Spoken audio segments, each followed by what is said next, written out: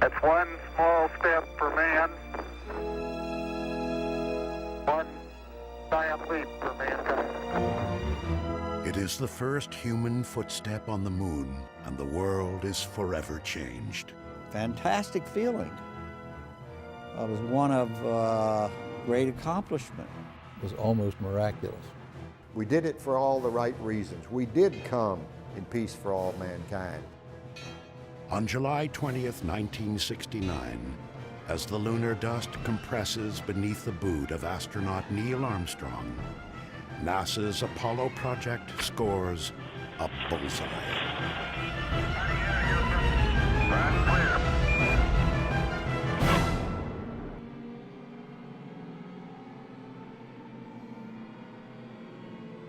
Until the fall of 1957, the moon is Earth's only satellite, orbiting for eons in silent vigil. That October, the hush of space and America's sense of security is shattered by Sputnik. The sound of the Soviet satellite becomes eerily familiar to Americans. Fears escalate that the Cold War could heat up with catastrophic effect. Immediately everyone thought, well, they're now able to really send their military machines around the world up above. Who is not going to be in danger? President Eisenhower combined several agencies working on rocketry and flight to create one civilian agency, the National Aeronautics and Space Administration. Over the next years, the United States successfully launches satellites with great scientific payback. To prepare for human flight, several animals, including a chimpanzee named Ham, survive the ride to space and back. But once again, these American accomplishments are eclipsed by the Soviet space machine. April 12, 1961, cosmonaut Yuri Gagarin becomes the first human in space. To temper this latest Soviet triumph, the U.S. needs to put its own man in space. That man is astronaut Alan Shepard. 1.2 G. Shepard's flight had tremendous impact. I think it was the leading technological accomplishment of that era and led to the whole future of the exploration to the moon.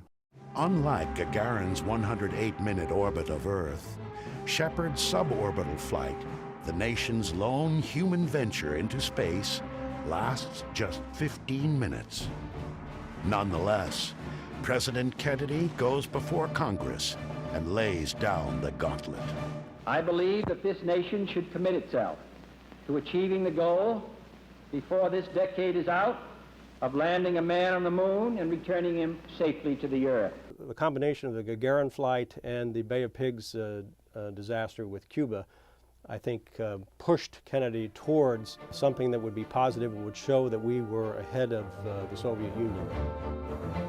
President Kennedy's interest in space moves beyond just beating the Soviets.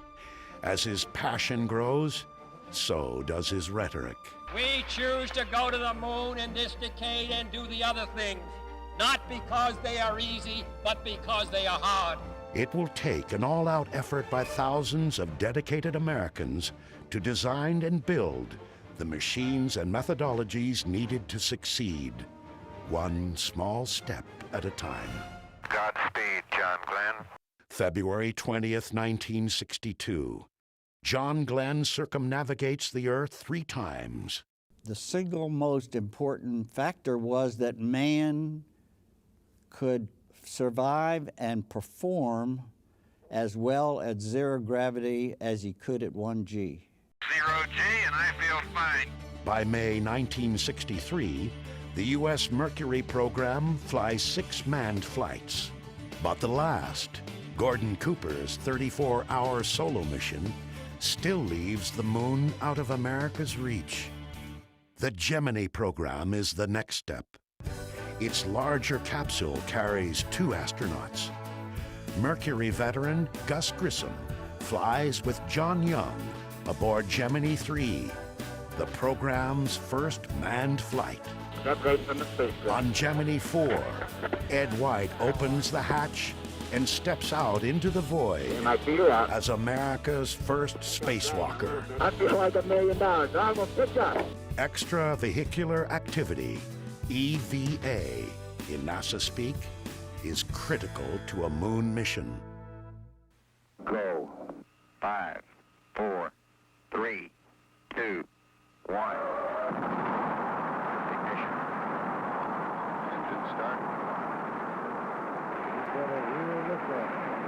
So too is the ability of 2 spacecraft to meet up or rendezvous in space.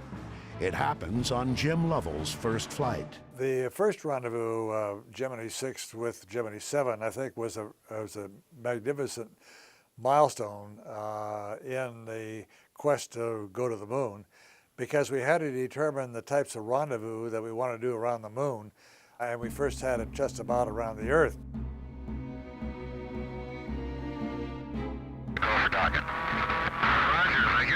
By Gemini's 12th and final mission, rendezvous and docking are well practiced. Gemini 12, Houston, Capcom, 1 minute to LOS. New EVA record, beautiful job. NASA is now ready to shoot for the moon.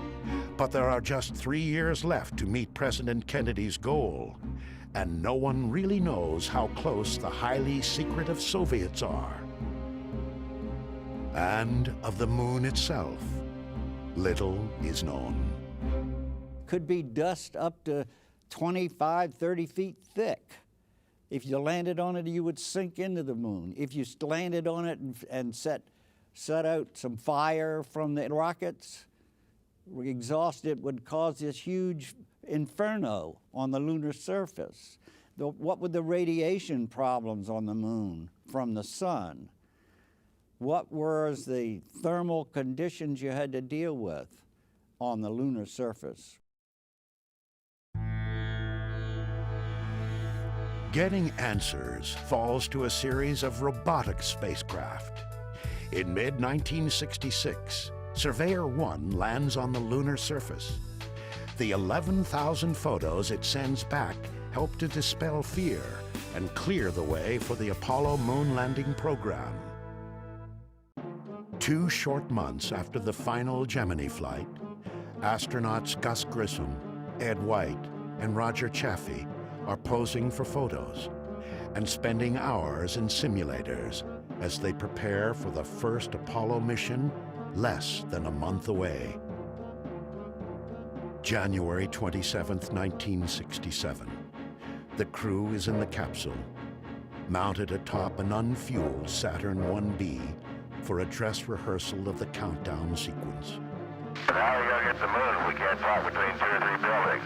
A series of problems has already raised tensions at the launch pad when 5.5 hours into the test, Ed White's shouts are heard.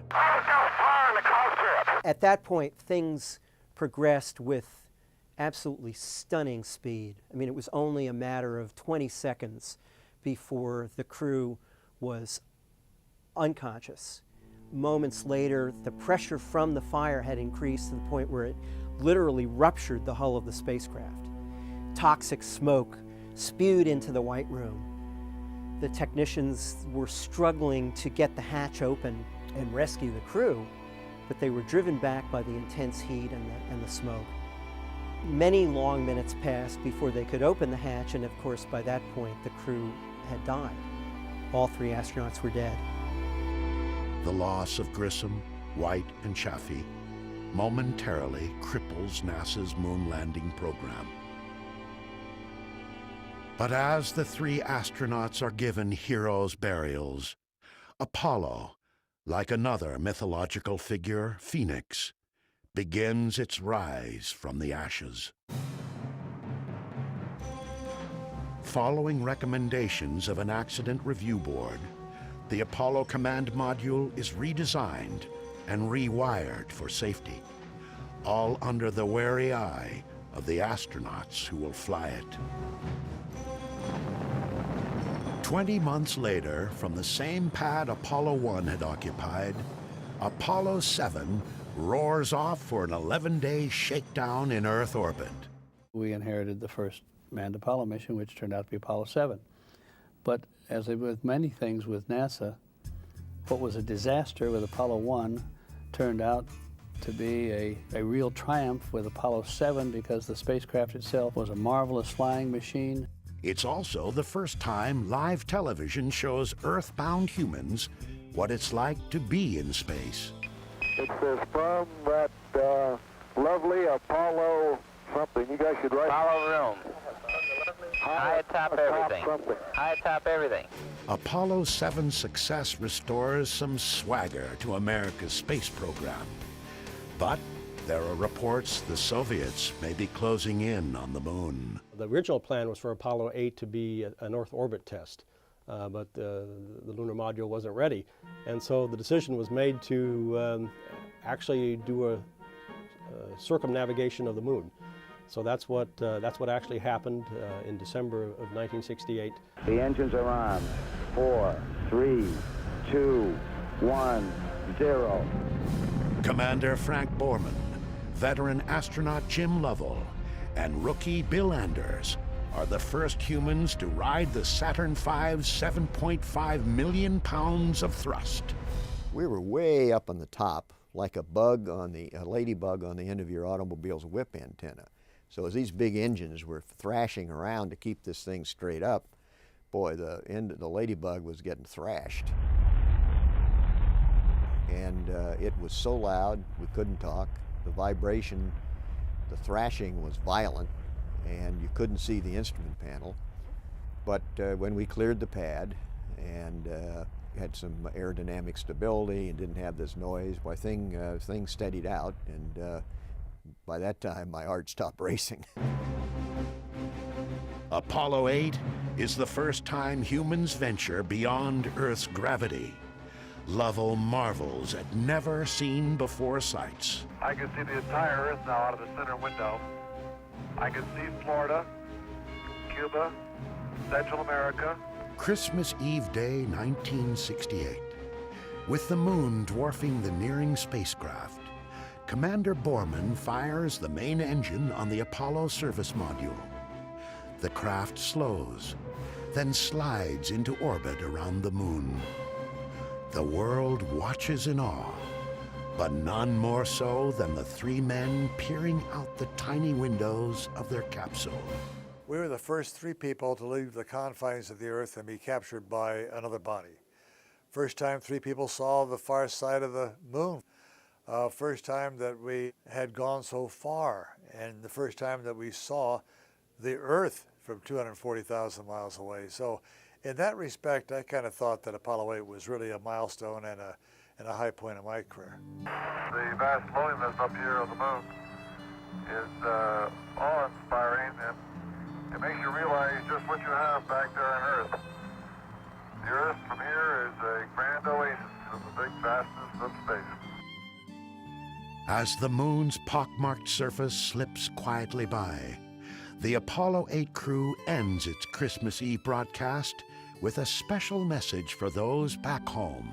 And from the crew of Apollo 8, we close with good night, good luck, a Merry Christmas, and God bless all of you on the good Earth. For all its success, Apollo 8 is missing one key component for a moon landing. The lunar module, still being built, is overweight and behind schedule. It's not a simple thing. Spacecraft never landed on another celestial body, so the design had to be done from scratch. One of the main things you had to figure out was that you had to have a rocket on the ascent stage especially that you had to be 100% sure would work, because you didn't want the two astronauts sitting on the lunar surface and the rocket didn't work. The first LEM is ready for testing in Earth orbit on Apollo 9. The LEM is put through its paces and proves it's ready to go to the moon. With one significant limitation. Still too heavy, the LEM can't land. So Apollo 10, like Apollo 8 before it, will only orbit the moon and test rendezvous the lander with a command module. This is really a rugged planet.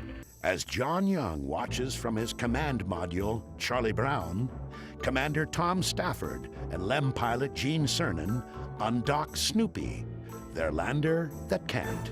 And I was doing backup maneuvers to the Attitudes, and if they couldn't do the maneuvers, I would do the maneuvers and hopefully rescue them. But I was always ready in case their vehicle blew up or something to come back without them. To test a landing approach, the LEM drops to within 9 miles of the moon's surface and gets a good look at the site NASA has selected for the first touchdown. Skimming the surface at nearly 3,700 miles an hour, Cernan peers out his window at Lunar Mountains. We is down among them, Charlie. Roger, I hear you weaving your way up the freeway. Roger, fantastic, Charlie, fantastic. I felt like I had to pick up my feet to keep from dragging my heels on the top of those mountains. When you move that fast across the surface and you're that close, it's an overpowering experience. On their second flyover, the experience turns almost deadly when the lunar module tumbles out of control. I saw the lunar horizon 8 times in 15 seconds in all different directions. That was a man-made problem because we were switching computers to check out a little backup computer we had. The guidance switch had to go in the other direction. I had already put it in the other direction. And so Tom went and moved it in the other direction. And so the computer that had the spacecraft at that moment didn't know where it was. But Tom was able to stop it, control it. Finally, as in the comics, Snoopy returns to his master, Charlie Brown. Even before Apollo 10 enters lunar orbit, the Apollo 11 spacecraft has been rolled out to the launch pad atop its Saturn V rocket. In less than 2 months, its crew will try and safely set it down on the moon. That's one small step for man.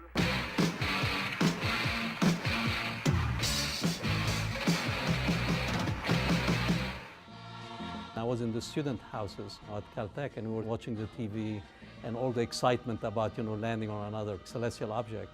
And I had no idea that one day I'll become the director of JPL. But reflecting back on it, I mean, that was really something I remember forever. One giant leap for mankind.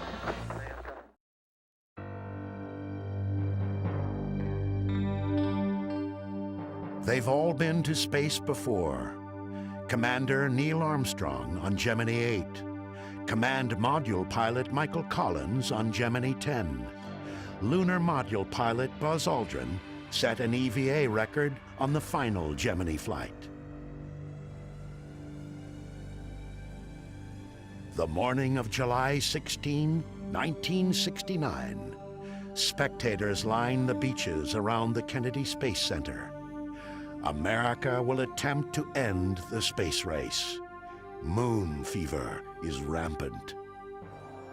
And there was just great excitement, and you could hear lots of people saying, gosh, this is almost, I can't believe that somebody's going to go to the moon. T-minus 15 seconds. Guidance is internal.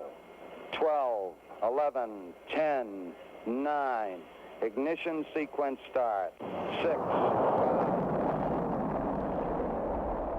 At 9:32 a.m., the Saturn V's giant engines roar to life. At the viewing stand 3 miles away, spectators feel the thunderous drumbeat of unearthly power pounding their chests as the heat of the rocket's exhaust washes over them. When that rumble came across the ground, it was like somebody was putting their hands on your chest and pressing. I almost couldn't breathe. It was so unbelievable that the United States was going to send 2 men to walk on the surface of the moon. It was almost unthinkable. For 3 days, the crew of Apollo 11 cruises towards the moon, then drops its spacecraft into lunar orbit. I just thought there were so many unknowns that I would have given us about a 50-50 chance of being the first flight to land and return someone safely. With Collins remaining in the command module, Armstrong and Aldrin prepare the LEM and themselves to become the first humans on the moon. Okay, all flight controllers, go for landing. Retro. Go. FIDO. Go. Guidance. Go. Control. Go. Telcom. Go. GNC. Go. Ecom. Copy. Surgeon. Go. Capcom, we're go for landing. Eagle, Houston, you're go for landing. Over. But the landing veers from the planned script. As the LEM nears the surface, the onboard computer flashes an alarm the crew doesn't recognize. 1201. 1201. Roger, 1201 alarm. Any one of thousands of technical glitches could abort the landing. But Houston quickly diagnoses the problem as non-critical, an overloaded computer. 1201 alarm. Same type, we're go, flight. Okay, we're go. Same type, we're go. That's when real trouble threatens the mission. 540 feet down at 30 and at 15. As the LEM pitches upright about a mile above the moon's surface, Armstrong gets his first look at where computers will set them down. A field of boulders, any one of which could prove deadly. Armstrong wraps his hand around the joystick and takes manual control. 3.5 down, 220 feet. 13 forward. With fuel running out, Armstrong flies the LEM like a helicopter. Aldrin keeps his eye on their altitude, forward speed, and rate of descent, calling out the numbers. 100 feet, 3.5 down, 9 forward. At 60 seconds, we're still 100 feet up. I was nervous. Okay, at 30 seconds, we were 10 feet. I figured we had it made. But 100 feet, we're thereabouts at 60 seconds, you could very easily just not be where you want to be. 4 forward, drift into the right a little. Sort of like driving your car when the gas gauge is reading empty, but you know that when it gets down there, you got a few more miles left. Well, that was the situation we faced. And I think it was in the last seconds. Everybody was holding their breath. It was pretty dicey. Contact light. Okay, engine stop. APA at a descent. Mode control, both auto, descent, engine command override off. Engine arm off. 413 is in. We've had shutdown. We copy you down, Eagle. Okay, everybody, T1. Stand by for T1. Tranquility Base here. The Eagle has landed. Man on the moon. Ooh. Oh, boy. Thank you. You're looking good here. Boy. Okay, we're going to be busy for a minute. Like people around the world, of every persuasion and from every walk of life, mission controllers in Houston are overwhelmed. Okay, keep the chatter down in this room. Now, in the control room, we had work to do because we had to very rapidly look at the spacecraft systems and give the crew a stay-no-stay decision that everything was safe to remain in the moon, and we had to accomplish that within the first 2 minutes. Okay, T1, stay, no stay. Retro. Stay. FIDO. Stay. Guidance. Stay. Control. Stay. Telcom. Stay. GNC. Stay. Ecom. Stay. Surgeon.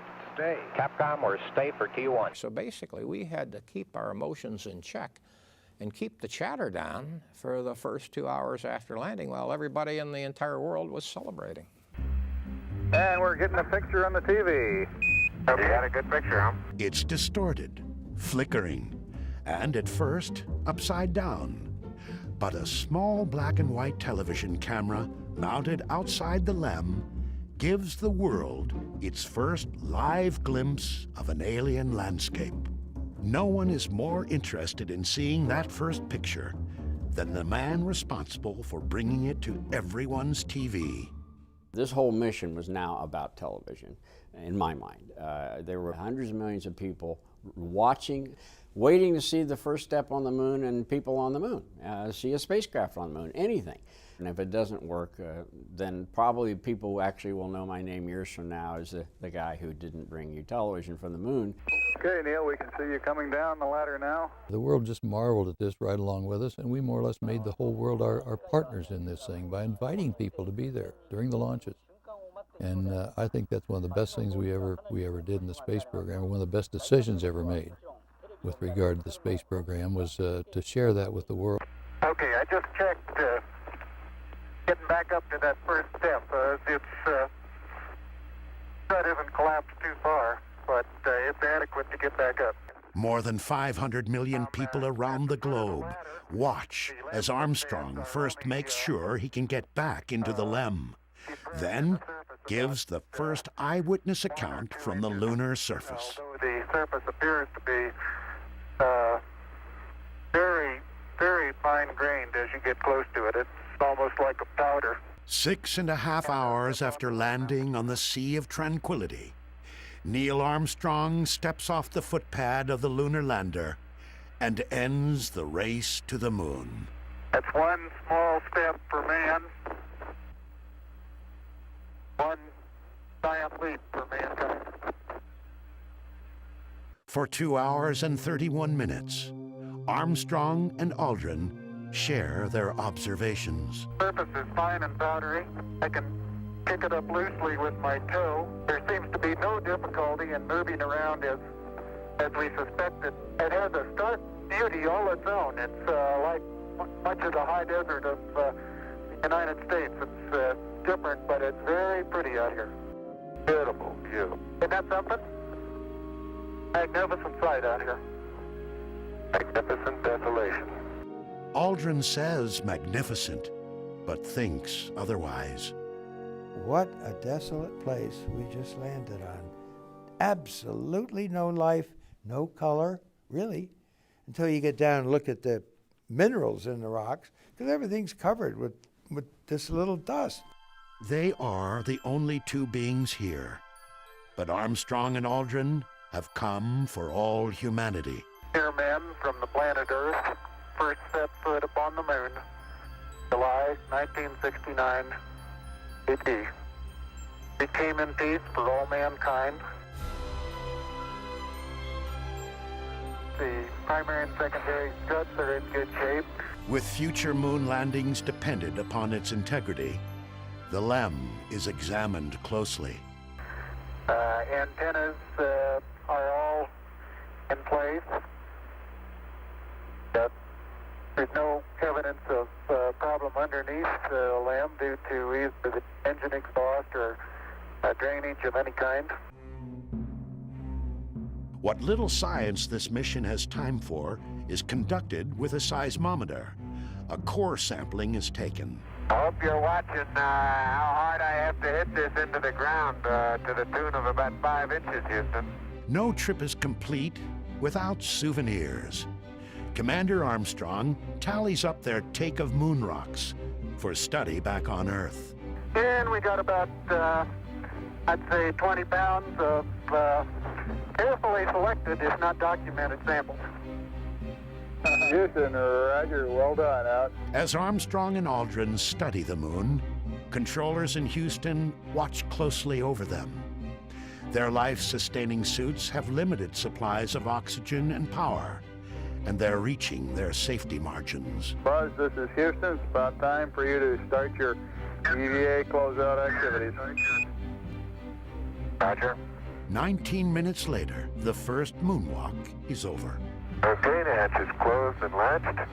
As the ascent stage of the Eagle takes flight and Tranquility Base recedes beneath it, the magnitude of the accomplishment begins to sink in for Chris Kraft. In terms of technology, in terms of advancement of the state of the art in science and technology, it was probably the most productive 10 years in the history of man. And when you reflect back on it, it probably was even greater than I could comprehend today. With a scant 5 months to spare, NASA has met President Kennedy's goal. America has gained preeminence in human spaceflight. Yet it's only the beginning.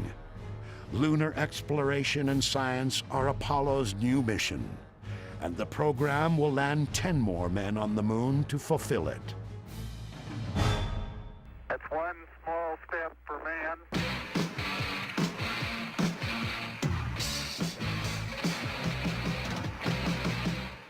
We're in the viewing room at the Mission Control Center in Houston, watching the terminal phase of that flight and the landing itself on the moon. I was telling Neil not to land because we were next. But he did a great job. One giant leap for mankind. Every Apollo mission starts the same. 3 men in a capsule sit atop the giant Saturn V rocket, waiting for its monstrous engines to propel them off the Earth. The 3-stage Saturn V stands 363 feet tall, and at launch weighs more than 6 million pounds. Its 3 stages generate nearly 9 million pounds of thrust. It is the largest rocket ever flown. 5, 4, 3, 2, 1, 0. All engines running. Commit. Liftoff. When Apollo 12 leaves Pad 39A on the second moon landing mission, the Saturn V proves its mettle. 36 seconds after lifting off in a rainstorm, lightning hits the rocket and waylays the crew's control panel. I don't know what happened here. We had everything in the world drop out. I'm not sure if you get hit by lightning. 16 seconds later, as if to confirm Commander Pete Conrad's theory, a second lightning bolt strikes the rocket. Command Module pilot Dick Gordon watches his entire electrical system shut down. The moment of the lightning strike, the reverse current relays did their job and shut down the fuel cells. So we were not receiving any electrical power from the fuel cells, which was our main source of electrical energy. Fortunately, at that time, the batteries were on the line for the launch itself, so we had electrical power, and that really saved us from automatic abort. 13 Saturn V rockets fly during Apollo, including every moon mission. Although anomalies occur, no Saturn V ever fails. I think I see my crater. Hey, baby. I'm not sure. Including Apollo 12's. There it is! Son of a gun! Right down the middle of the road! A major goal of the mission is to execute a pinpoint landing in an area called the Ocean of Storms. So NASA said, we're going to demonstrate this by picking a certain crater, and then we'll send you there. And the crater we're going to pick is the one that has Surveyor 3 in, that landed inside this crater some 33 months earlier. And that may have been a small one for Neil, but that's a long one for me. And we landed, and the first thing Pete did when he got out was go around and looked and see if Surveyor was in that crater. Boy, you'll never believe it. That's what I see sitting on the side of the crater. The old Surveyor, huh? The old Surveyor, yes, sir. Does that look neat? It can't be any further than 600 feet from here. We have a good shot of you there, Pete. Live television from the moon is now in color. Okay, Houston, I'm going to move the TV camera now. But the achievement is short-lived when Alan Bean accidentally points the camera at the sun and burns out its video tube. Pete and I didn't know that, and so when it burns out, we're standing around not knowing why. Now, the people on the ground knew immediately why, but they never told us. They never said, you pointed it at the sun, it's ruined forever. Al, we have a pretty bright image on that TV. Could you either move it or stop it down? That's as far as it goes, Houston. How does that look to you? No, it still is the same, Al. Big disappointment to all of us and everyone on Earth. Someone told me one day, they said, there's one thing good about it that came out of it. We used to have discussions that maybe we shouldn't have a TV. They said, after your mission, never had that discussion anymore. Everybody agreed we needed TV. NASA closes out the 60s by landing humans on the moon. Not once, but twice. The third attempt comes to be known as NASA's most successful failure. Okay, Houston, we've had a problem here. That's one small step for man.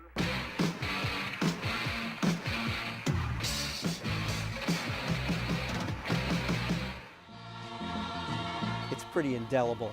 I remember sitting in my parents' bedroom in front of the old black and white Zenith. It was truly an incredible moment, and I knew that I was witnessing something that was absolutely a turning point in human history. One giant leap for mankind.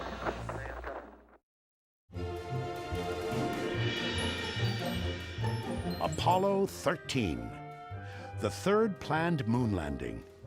Commander Jim Lovell's second trip to the moon. This time, he'll not only orbit the lunar surface, but also leave his footprints in its powdery dust. Houston, we've had a problem. But instead of describing a lunar landscape, Lovell finds himself halfway to the moon, talking with Mission Control about his dying command module. Main B bus undervolt. Roger, main B undervolt. Stand by 13, we're looking at it. Electrical power is disrupted, and readings in the capsule and at Mission Control don't jibe. Then Lovell sees something out his window. It looks to me, looking out the hatch, that we are venting something. We are venting something out into space. The explosion of an oxygen tank in the service module has damaged several key systems. The astronauts must scour 24 instruments, 40 alarm indicators, 71 lights, and 566 switches to regain control of their spacecraft. With the loss of oxygen, because we used oxygen to produce electricity, all of our electrical power would quit.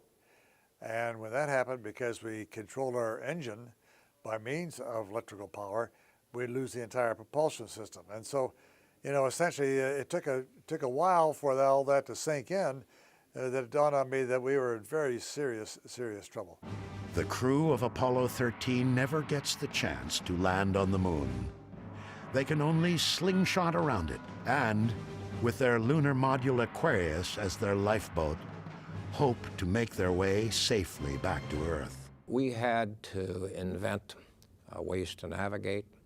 We had to find ways to stretch the electrical power. Our crew was suffocating. We had to find ways to remove the carbon dioxide so the crew wouldn't suffer from CO2 poisoning. We never had discussed the possibility of not surviving or getting back to the Earth. It was probably in all of our minds, but we were working hard to figure out what we had to work with and what we had to do to get back. The command module, shut down and unheated for 3 days, would now have to be restarted. Condensation is everywhere. The whole instrument panel was covered with water, and of course I knew that there was water probably behind the panel on all the wiring harnesses, and so we worried about electric shorts. We were virtually going down rows and pushing in circuit breakers. We figured the best we could do is we started down the row and started smelling. You can smell an electric short. We'd back up and pull some out and hope we could quickly isolate which was the culprit.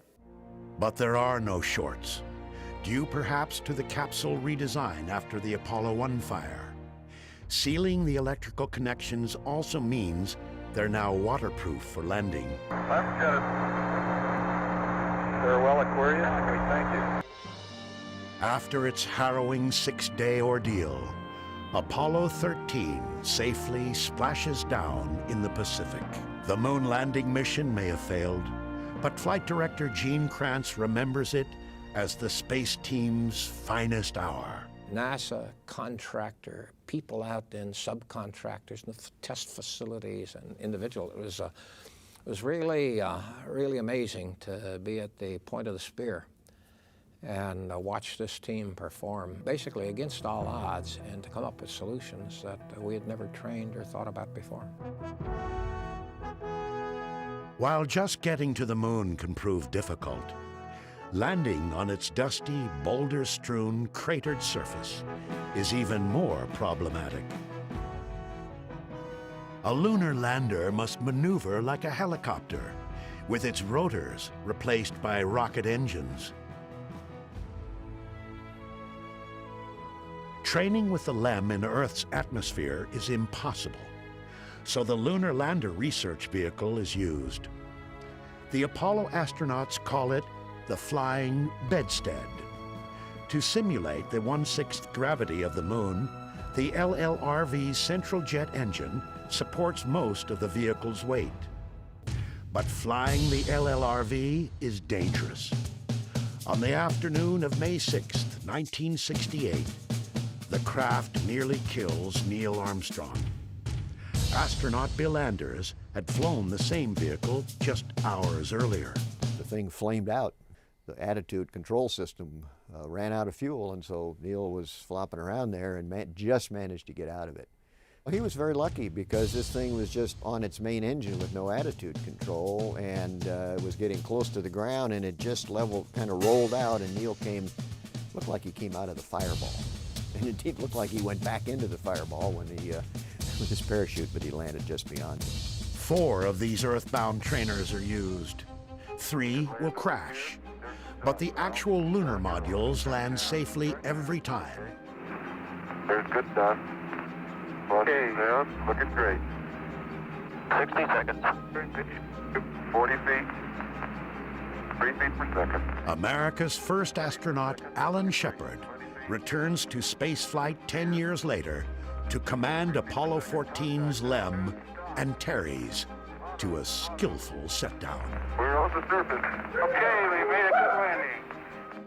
Apollo 14 is on the Moon almost 34 hours.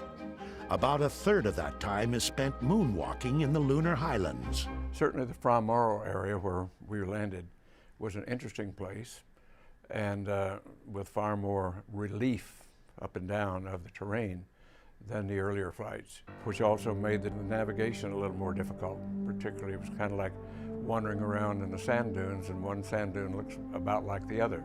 So finding our landmarks that the geologists wanted us to find as we did our traverse on foot to Cone Crater was difficult. I'm going to try an old sand trap shot here.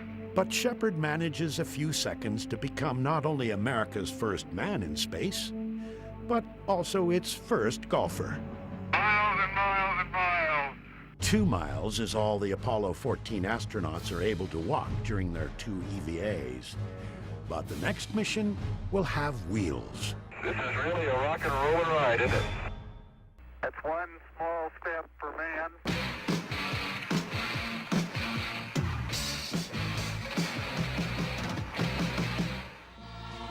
Beautiful, beautiful. Isn't that something? I was in Orlando, in my parents' house, and as the first pictures came through, we were, of course, all just very enthusiastic and enthralled with what was happening. One giant leap for mankind. Okay, Houston, as I stand out here in the wonders of the unknown at Hadley, I sort of realize there's a fundamental truth to our nature. Man must explore. When Apollo 15 Commander Dave Scott descends the LEM's ladder 2 years after Neil Armstrong, he achieves his own first. Scott climbs aboard the first lunar rover with crewmate Jim Irwin, and, as space's first motorist, proceeds to peel out. This is really a rock and roll ride, isn't it? Never been on a ride like this before. Oh boy. I'm glad they got this great suspension system on this thing. More than just a toy, the Moon Buggy is a science platform, allowing astronauts to venture farther from the LEM than the previous 3 Apollo missions. During 10.5 hours, Scott and Irwin cover 17 miles and examine many interesting sights. A boulder exposed to the surface here, which has got layering within it. It's been weathered away, apparently, and just the surface top is exposed, but the boulder must be about a meter long with 2 to 3 inch layers in it. Working in a suit is very fatiguing. You don't get the food, the water, the rest. So actually we were not only probing the boundaries of geology and exploration, we were also probing the boundaries of human performance. The Apollo 15 mission really took us back to the drawing board in several areas to look at how we train crews, and how we provide them adequate nutrition and hydration and all of these things. Hey, John, this is perfect with the LIM and the rover and you and Stone Mountain and the old flag. Come on out here and give me a salute. Big Navy salute. In the summer of 1972, Apollo 16 astronauts John Young and Charlie Duke spend 20 hours searching for volcanic rock in the Descartes Highlands. Charlie, such form. Oh, Stephen. How about that? I'm going out for the ballet when I get back. You learn another line of work up here. Because of the geological diversity of the moon, they wanted to get some samples from the mountains of the moon, if you will, or the highlands, which was a considerable elevation above the Luna Mare. That is the most beautiful sight. What's that? You're standing there on the rim of that crater. Well, it's great to have a lunar rover. When you turn wheels, the front wheels would go this way and the rear wheels would go that way. So you could turn in your own diameter. And because of all the holes on the moon, you need to be able to do that. Here he comes, folks. He's got the hammer out. I knew he couldn't resist. I don't know if this will work or not, Shirley, but it couldn't pick a better spot. Here we go. Hot dog. He did it. It's a very friable rock, apparently, Houston. Okay, outstanding. Science was certainly in the front seat. Of the 6 landings on the moon, the last 3, I think, were devoted completely to the science of it. We'll sample right there and get you a scoopful of this underlying regolith. There'll be just one more flight to the moon. Apollo 17 lifts off in the midnight hour of December 7th, 1972. My God, it was like the sun coming up in the middle of the night. I mean, all of a sudden, this golden light, this flame that was the color of a sunrise, just exploding and filling the sky and filling my field of view, and in silence seeing this rocket ascend, and then without anticipating it, this roar of sound that just swept over us.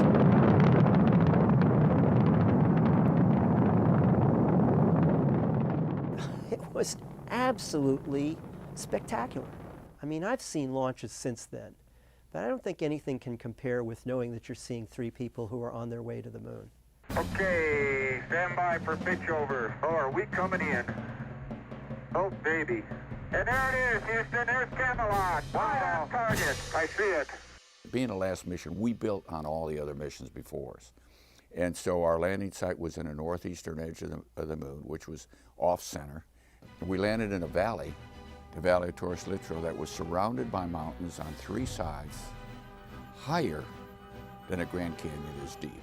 About, I don't know, give or take 20 miles long and maybe 5 miles across. Okay, Houston, the Challenger has landed. Roger, Challenger, that's super. Houston, you can tell America that Challenger is at Torres Litro.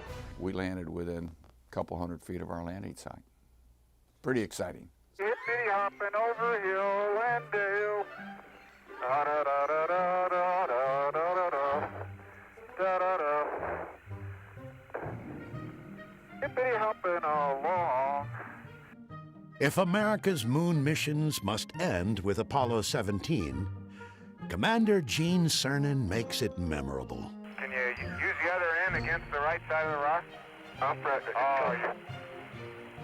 His partner, Jack Schmitt, is the only trained geologist to fly to the moon. At times, his mission zeal overtakes his ability to traverse the terrain. No, dadgummit. Well, hey Gene, would you go over and help twinkle toes, please, Gene?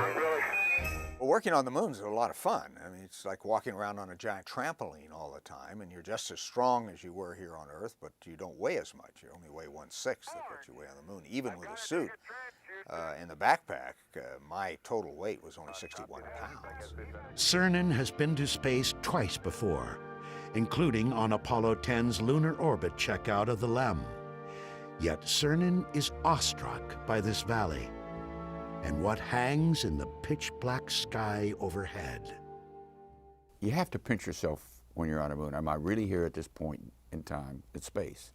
And the answer is yes, but it's almost like you're in the middle of some science fiction plot, because back there is the Earth, the multicolored blues of the oceans and the whites of the snow and the cloud you see from pole to pole, across oceans. Every 12 hours you look at the other side of the world. It truly is an ongoing, overpowering experience. Meanwhile, Schmidt finds unexpected color in the gray moonscape. There is orange soil. Well, don't move it till I see it.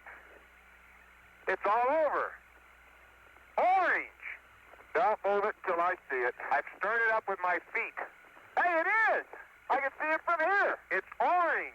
Once it was back in the laboratory, everyone realized it was volcanic material that had been erupted in the valley and somehow protected for 3.5 billion years without getting mixed up with everything else. And it has become a very, very important sample, an increasingly important sample in trying to decipher what the actual origin of the moon might be. The next day, Cernan ends Apollo 17's 75-hour sortie as the last man on the moon. This valley of history has seen mankind complete its first evolutionary steps into the universe, leaving the planet Earth and going forward into the universe. I think no more significant contribution has Apollo made to history. It's not often that you can foretell history, but I think we can in this case. When I left the moon and made those final steps, looked back down, and at my last footstep on the moon, I'm not coming this way again. I wanted to stop the clock. I wanted to push the freeze button. I needed time to try and understand where I've been and what I've done, what the last 75 hours have meant to me, have meant to you. Was the risk worth what I have just, whatever it was I've just done and wherever I've been? I couldn't stop the clock and look back at the Earth and came to the conclusion, you know, I don't know what it all means yet, but I've been lucky. On December 14th, 1972, human exploration of the moon is ceased. 2, 1, ignition. Right away, Houston. What I felt was a sense of disappointment at a great adventure that was ending before its time. And also the sense of a grand human adventure that had ended too soon. We had just begun to scratch the surface of what the moon could tell us. And we go there and we can actually turn the pages in the earliest history of the solar system, which is recorded on the moon like no other place in the solar system.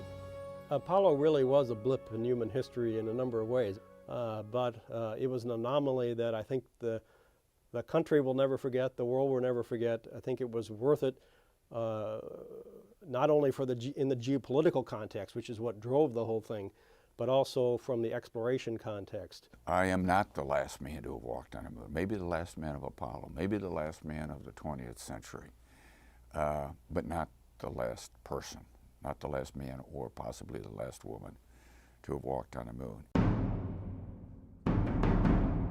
Today, the moon is again coming within our grasp. And again, 40 years later, Apollo will help us reach it. A new generation of moon machines is being built and tested. Many of the new designs are directly descended from Apollo hardware, including the lunar lander. Engineers are eager to hear from the man who flew the first one to land. And I don't know exactly where this CG is and so on, but sometimes the amount of motion that you get at the cockpit is different than the amount that the footpads are seeing by a substantial margin. And you have to get a sense of that to know how careful you have to be up on top to make sure the bottom is doing the right thing.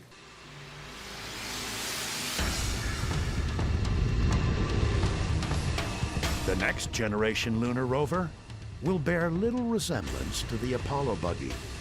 Its explorers will drive the moonscape in shirt sleeves. The key thing about this vehicle is it's a small pressurized rover, so we actually live in the vehicle under pressure. The suits are hanging off the back on devices called suit ports. What we do is we literally open a hatch inside the vehicle, open the back hatch of the suit, step into the suit, and 10 minutes later we're boots on the surface sampling rocks. In an Apollo-style unpressurized rover, you've got 8 hours of consumables in your suit, so you have to go out and turn around and come back at the end of each day, whereas here we're going to live in it. The next astronauts to make footprints in the lunar dust will stay longer, explore farther, and learn more than ever hoped for on July 20th, 1969, when Apollo 11 changed the world forever. It's something that I always hoped would happen in my lifetime, and to see it happening now, to potentially be a part of it, and whether it's my foot on the moon or one of my classmates or somebody from my generation is going to do it, and I think it's great. We did a lot of great work in the 1960s and 70s when we went to the moon, but unfortunately we didn't stay there very long. Now, with their experience, especially under the belt of what we got from the International Space Station and the capability that the Crew Exploration Vehicle gives us, we can actually really explore the moon. It's a whole new planet, a whole new world to go explore. And we've only been to 6 little small spots on it. Now we can go more places. We have a chance to stay there longer. The human endeavor which people put forth to get us to the moon is the human endeavor we once again need. The spirit of Apollo, the legacy of Apollo, is that human endeavor to do what has never been done before, to reach further than we've ever reached before.